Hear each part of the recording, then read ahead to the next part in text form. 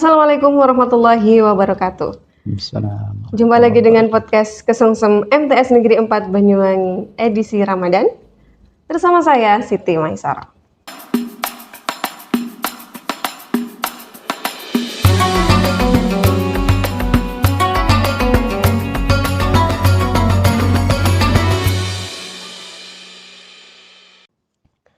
Alhamdulillahirrabbilalamin. Hari ini kita sudah ada di penghujung bulan Ramadan dan artinya sekaligus menjadi hari terakhir edisi podcast Kesengsem edisi Ramadan di tahun ini. Semoga kita bisa berjumpa lagi di edisi Ramadan tahun depan. Amin, amin. Pemirsa, hari ini kita akan berbincang dengan Kepala MTS Negeri 4 Banyuwangi. Bersama saya sudah ada Bapak DRS Haji Mujikan MPDI. Assalamualaikum Bapak. Waalaikumsalam warahmatullahi wabarakatuh. Rupanya kita sudah sampai di penghujung bulan Ramadan nih Pak. Alhamdulillah. Alhamdulillah. Bahagia sekaligus sedih karena bulan penuh berkah akhirnya akan berpulang. Kita akan menjalani hari-hari seperti biasa, namun tetap kita pertahankan apa yang sudah dicapai selama bulan Ramadan. Kebaikan-kebaikannya mari kita pertahankan dan kita coba tingkatkan, semoga sampai lagi di tahun Ramadan tahun depan. Amin amin ya rabbal alamin. Oke Bapak, bagaimana nih tantangan selama Ramadan tahun ini? Silakan sapa pemirsa di rumah dan membagikan apa yang sudah dilalui selama bulan Ramadan ini. Terima kasih, Bu Mai. Bismillahirrahmanirrahim. Assalamualaikum warahmatullahi wabarakatuh. Waalaikumsalam warahmatullahi wabarakatuh. Alhamdulillahilladzi hadana li hada wa ma kunna linahtadiya laula an hadanallah. Asyhadu an la ilaha illallah wa asyhadu anna Muhammadan abduhu wa rasuluhu la nabiyya ba'da. Allahumma shalli wa sallim wa barik ala sayyidina Muhammadin wa ala alihi wa ashabihi ajma'in. Amma ba'du. Para pemirsa yang dirahmati Allah, khususnya keluarga besar MTS 4 Banyuwangi, puji syukur alhamdulillah kita sudah diantarkan pada hari terakhir di bulan Ramadan 1446 Hijriah ini. Tentu ada dua bentuk pergumalan dalam hati kita, tadi sebut Gumai, rasa gembira bagaimana kita bisa melaksanakan fase-fase Ramadan tahun ini. Di satu sisi, di sisi lain kita juga merasa sedih. Bagaimana yang namanya tamu bernama Ramadan itu akan meninggalkan kita semuanya. Karena kita tahu Bu Mai, tidak ada siapapun yang menjamin bahwa kita bisa dipertemukan dengan Ramadan tahun depan. Tetapi tentu sebagai manusia kita masih bermohon kepada Allah, mudah-mudahan kita bisa bertemu pada Ramadan di tahun yang depan. Amin. Terkait yang hal-hal yang sudah kita lakukan Bu Mai dari fase-fase Ramadan. Di fase pertama yang bernama keberkahan itu, kasih sayang Allah itu sudah kita lalui perjalanan ini. Yang kedua, fase bagaimana ampunan Allah itu sudah kita lalui juga. Nah, terkait dengan fase yang kedua ini mungkin saya aksentuasinya adalah bagaimana Allah memberikan kerahmanannya, kasih sayangnya kepada kita terkait dengan bentuk pengampunan kepada hamba-hambanya yang betul-betul sadar akan kekurangan, akan perbuatannya. Ada salah satu hadis yang mari kita pahami bersama bahwa Allah tidak menghendaki umatnya itu atau manusia itu putus asa. Seberapapun besar dosanya seorang itu. Sehingga melalui salah satu hadisnya itu Allah berfirman dan itu lewat sabdanya Nabi, Allah itu setiap malam membentangkan tangan rahmatnya. Untuk siapa? Untuk manusia yang dikala siang harinya ia berbuat dosa. Begitu juga Allah setiap siang itu menjulurkan kasih sayang tangannya. Untuk siapa? Untuk hambanya yang dikala malam hari berbuat dosa. Untuk apa? Supaya Allah tidak di-image bahwa Allah itu tidak punya kasih sayang kepada umat. Sehingga di fase kedua di Ramadan ini betul-betul Allah memberikan, apalagi Ramadan, di keseharian katakan ditutup di hadis itu adalah bahwa dan itu kulakukan terus menerus sampai dengan terbitnya matahari dari barat. Artinya sampai kiamat. Bahwa Allah begitu kasih sayang kepada kita. Tak terhingga, tak terhenti. Betul. Ini di fase kedua. Apalagi kemudian dicatis dengan sebuah hadis yang menjamin kita man shoma ramadanan imanan wa ihtisaban ghufirallahu ma taqaddama min dzambi. Itu jelas bahwa setiap yang berpuasa punya keyakinan karena panggilan iman dan bersungguh-sungguh menghargai Allah pasti diampuni dosanya. Dan fase ketiga yang ini tentu kita berharap juga bahwa itqu minan nar, bahwa semua kita, terutama kita keluarga besar MT4 Banyuwangi, para guru karyawan dan anak-anak semuanya, para siswa dan orang tua, mudah-mudahan betul apa yang kita abdikan dan kita lakukan selama bulan Ramadan itu kita betul-betul terbebas dari api neraka. Amin, amin. Kenapa? Karena tadi yang kita sampaikan, karena kita sudah memang lulus dari ujian, lulus dari kawah condro timuko kalau dalam bahasa itu digodok di madrasah rohaniah itu sampai keluar menjadi la'alakum tattaqun. Nah kemudian barulah muncul kemudian kita kembali ke fitrahnya. Idul Fitri itu karena semata-mata itu hadiah dari lulusnya di bulan Ramadan. Nah betul.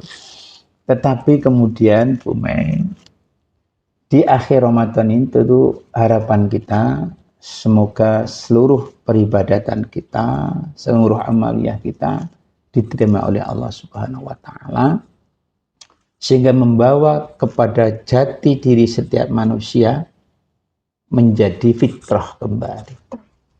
Menjadi suci kembali, bak seperti bayi yang baru dilahirkan dari ibu-ibu kita. Tetapi kemudian pertanyaannya adalah sampai kapan kefitrahan itu bisa kita jaga? Nah, ini yang menjadi tugas kita. Pribadi masing-masing ini. Pribadi masing-masing. Jadi bagaimana nih cara terbaik untuk mengakhiri Ramadan tahun ini, Pak? Apalagi menyambut Idul Fitri itu tadi, kembali ke suci katanya. Ya. Jadi lagi-lagi kita diingatkan bahwa ketika di akhir Ramadan seperti ini, betul-betul kita memastikan, terutama di keheningan malam, bahwa apa yang kita lakukan itu sudah betul-betul dapat ridho dari Allah Subhanahu wa Ta'ala. Yang kedua,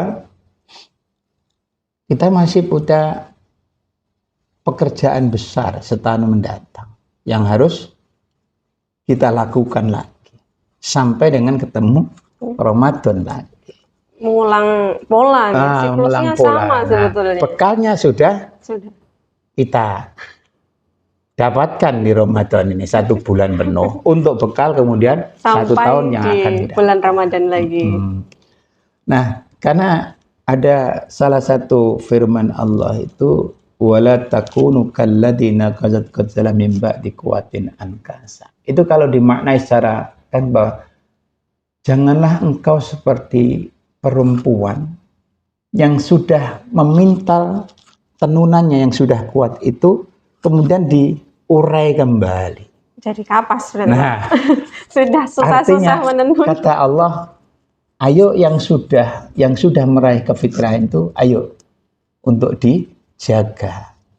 Maka sesuai dengan makna Syawal itu nanti peningkatan itu makanya kan dijaga supaya ditingkatkan kembali etos kerja kita, ubudiyah kita menjadi lebih baik daripada hari sekarang. Kalau benang berarti jadi baju ya Pak? Nah, Nah, inilah yang kemudian ketika nanti kita memulai kegiatan baru menjelang setelah maghrib, kita biasanya dengan takbir itu karena sebagai bentuk tasyakur kita kepada Allah Subhanahu wa taala.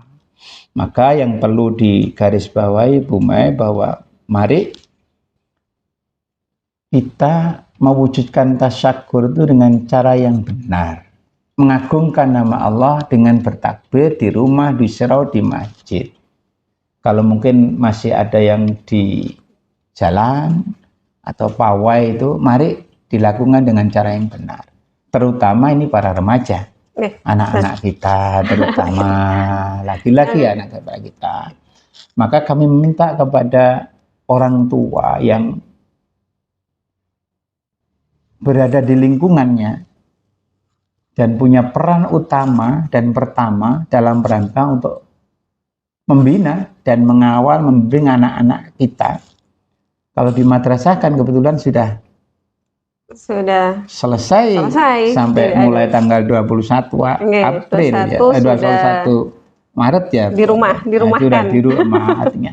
Nah, ini menjadi tanggung jawab kita yang ketika Ramadan berakhir dan sudah dimulai takbir, rasa syukur itu ya sah-sah saja memang jalan dengan mengagungkan asma Allah sebagai bentuk takwa.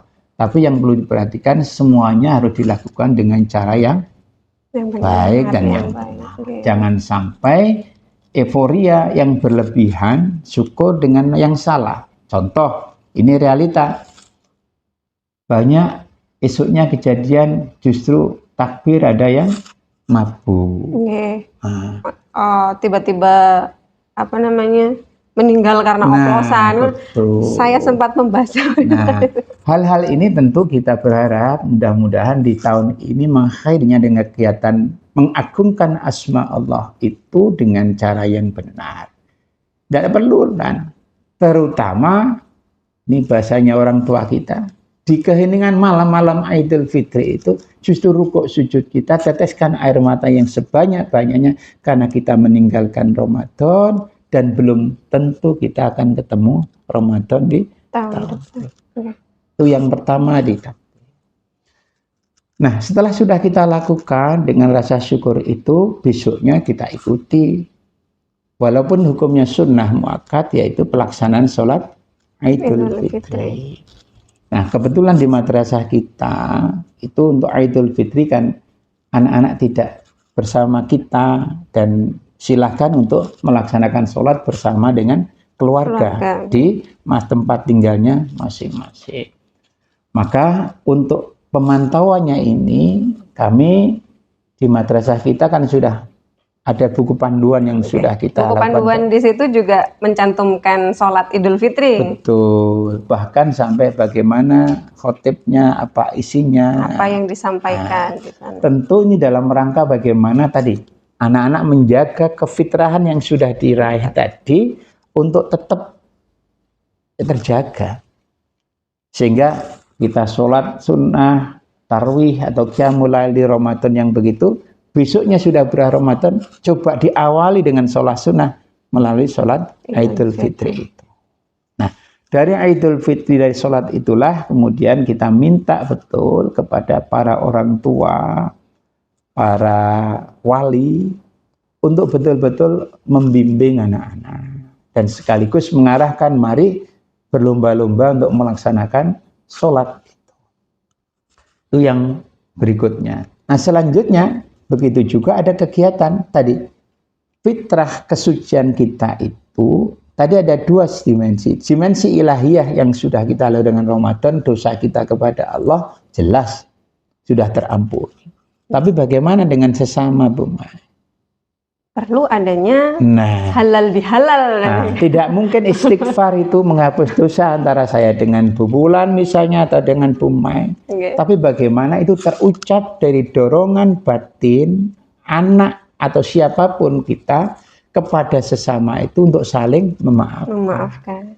Maka disitulah kemudian dimensi insaniyahnya kita setelah melaksanakan Idul Fitri itu untuk sedapat mungkin yang muda kepada yang tua, yang kecil kepada yang besar, anak kepada orang tua. tua. Untuk secepatnya menyadari akan hilaf, akan kekurangan kepada saudaranya. Sesama. Kalau istri kepada suami dan sebagainya.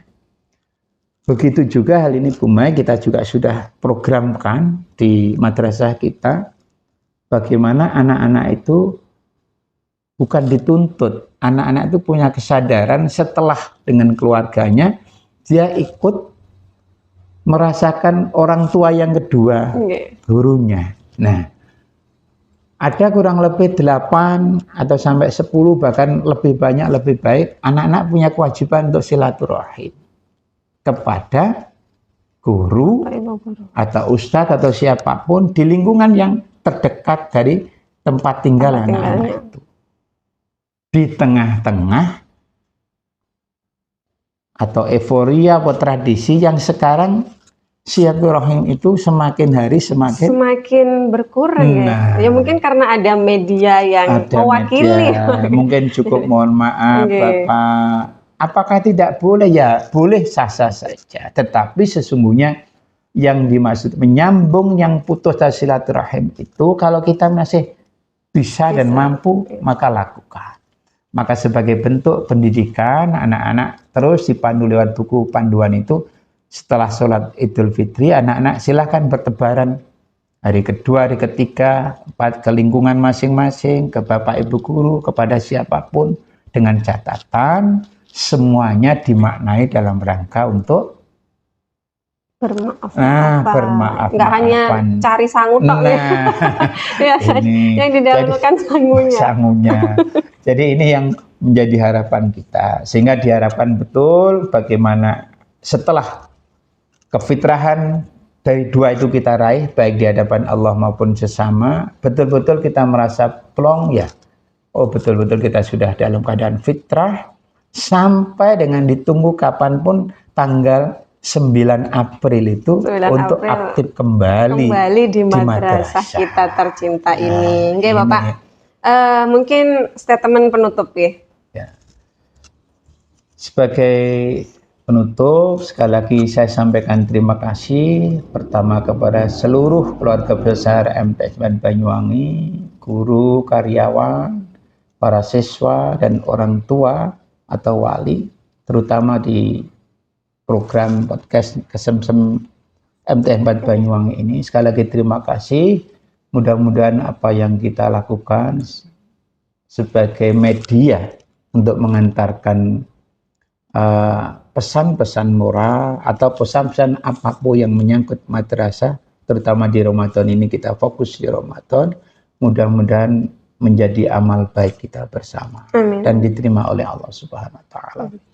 Dan kemudian kepada seluruhnya para pemirsa, khususnya keluarga besar MTS Banyuwangi, kami sebagai kepala madrasah menyampaikan taqabbalallahu minna wa minkum taqabbal ya karim minal aidin wal faizin.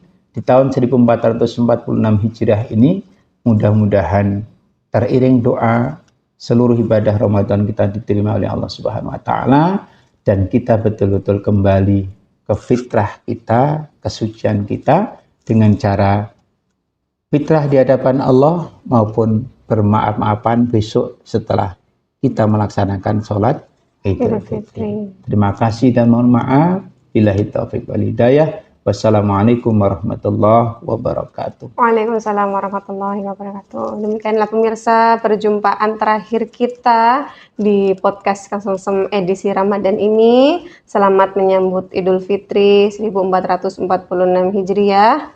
Mohon maaf lahir dan batin. Terima kasih atas perhatiannya selama 1 bulan di One Day One Podcast. Semoga kita bertemu lagi di One Day One Podcast tahun mendatang.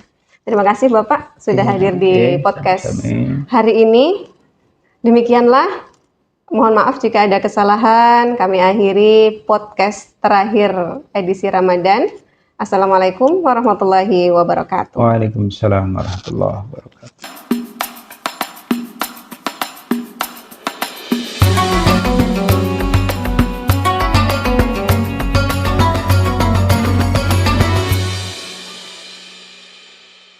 Terima kasih. Baru saja Anda menyaksikan podcast Kesengsem MTS Negeri 4 Banyuwangi, edisi Ramadan.